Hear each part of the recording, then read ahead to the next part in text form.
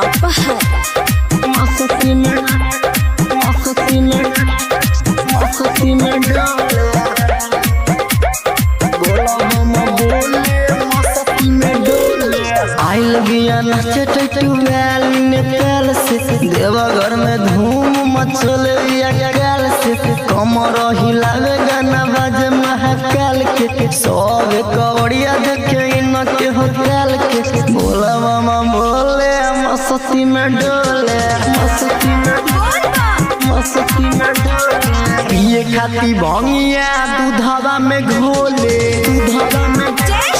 दूधवा में घोले आइल बिया नाचे टुबाली नेपाल से देवघर में धूम मचले बिया काल से कमर हिलावे गाना बाजे महाकाल के सब कवड़िया देखे इनके हो चल के बोला मामा बोले मस्ती में डोले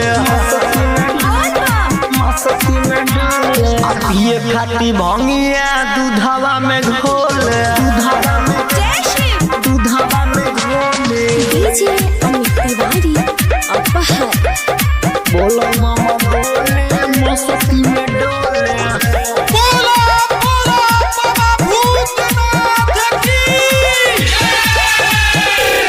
जहिया से सावन आइल बिया हो भगती के रंग में रंगाइल बिया हो गंगा जल भरतिया डुबकी लगाई लागता कि भोले बाबा हो गइल सहाय बोलो बम बोले मस्ती में डोले पिए खाती भंगिया दूधवा में घोले दूधवा में घोले आइल बिया नाचे टुबाली नेपाल से देवघर में धूम मचले बिया काल से कमर हिलावे गाना बाजे महाकाल के सब कवड़िया देखे इनके हो चल के बोला मामा बोले मस्ती में डोले पिए खाती भंगिया दूधवा में घोले दूधवा में घोले DJ Amit Tiwari Aphar recording by हमारा म्यूजिक प्रेम से बोलो शिव शंकर भगवान की पहिला सोमहारी के आइल बारे हो जल ढारेला गुताइल बारे हो राइटरा में सुनला तू दिलावा के बात छोटू संगीत कइले बारे उनसे मुलाकात बोलो बम बोले मस्ती में डोले